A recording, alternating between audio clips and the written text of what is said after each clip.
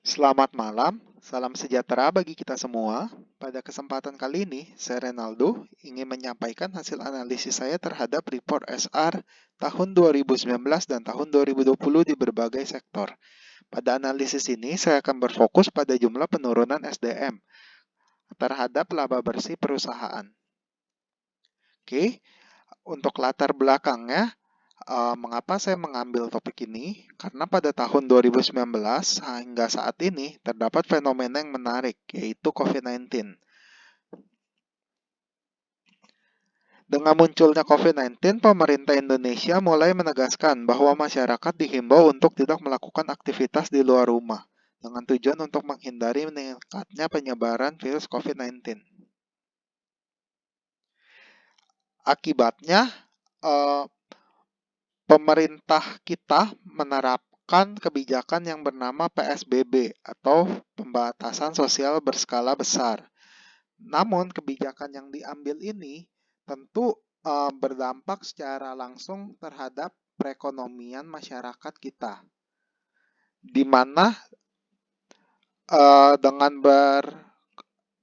dengan dibatasinya gerak masyarakat, otomatis masyarakat semakin sulit untuk melakukan aktivitas. Akibatnya, perekonomian yang terdampak ini membuat banyak perusahaan melakukan pemotongan jumlah karyawan.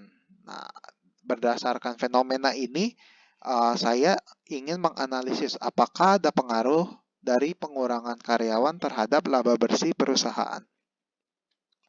Oke, untuk sektor-sektor yang saya libatkan dalam analisis ini, ada 7 sektor. Yang pertama sektor energi, lalu barang baku, perindustrian, konsumen primer, kesehatan, keuangan, dan juga infrastruktur. Oke, ini data yang pertama. Berdasarkan hasil analisis, terlihat di ketujuh sektor yang saya analisa, semua sektornya ini terdapat penurunan jumlah karyawan, di mana penurunan terbesar muncul dari sektor perindustrian, yaitu 15%. Lalu, untuk jumlah pajak yang dibayar dari masing-masing sektor juga mengalami penurunan, namun tidak untuk sektor keuangan. Dia tetap positif di angka 30%, sedangkan sektor perindustrian yang paling terdampak, yaitu menurun sekitar 81%. Untuk jumlah total pendapatan ini, yaitu pendapatan kotor ya, hanya sektor kesehatan yang memiliki nilai positif, sedangkan keenam sektor lainnya memiliki nilai negatif, di mana sektor infrastruktur yang paling terdampak terhadap penurunan pendapatan ini di angka 40,48%. Sejalan dengan data jumlah karyawan, untuk total rekrutmen karyawan baru juga di semua sektornya mengalami penurunan. Namun penurunan paling terasa ini ada di sektor infrastruktur, yaitu di angka minus 70%. Lalu untuk laba bersih sendiri yang saya dapatkan dari laporan keuangan, terdapat 3 sektor yang memiliki kenaikan laba bersih dibandingkan tahun 2019, yaitu ada sektor konsumen primer, sektor kesehatan, dan sektor keuangan. Namun keempat sektor lainnya mengalami penurunan laba bersih, di mana penurunan yang paling parah dirasakan oleh sektor perindustrian sebesar minus 943%.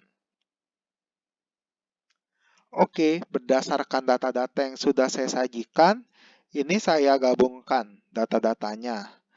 Nah, cukup menarik ya semuanya. Sebenarnya sih tidak ada korelasi yang dapat dilihat secara langsung. Ini sebenarnya datanya tidak saling berpola. Namun berdasarkan data ini dapat kita simpulkan bahwa terdapat penurunan jumlah karyawan di semua sektor yang ada. Sedangkan untuk total pendapatan kotor, hanya sektor kesehatan yang mengalami peningkatan. Sedangkan semua sektor lainnya mengalami penurunan. Nah, di sini juga ada hal yang menarik. Total pendapatan yang positif itu hanya ada di sektor kesehatan. Namun, jika kita lihat di label laba bersih itu ada 3 sektor yang positif. Nah, ini um, dapat kita lihat mungkin sektor-sektor lain mengurangi jumlah kos atau beban-beban yang dibayarkan sehingga dapat menekan atau meningkatkan jumlah laba. Oke, sekian dari hal yang dapat saya paparkan. Terima kasih.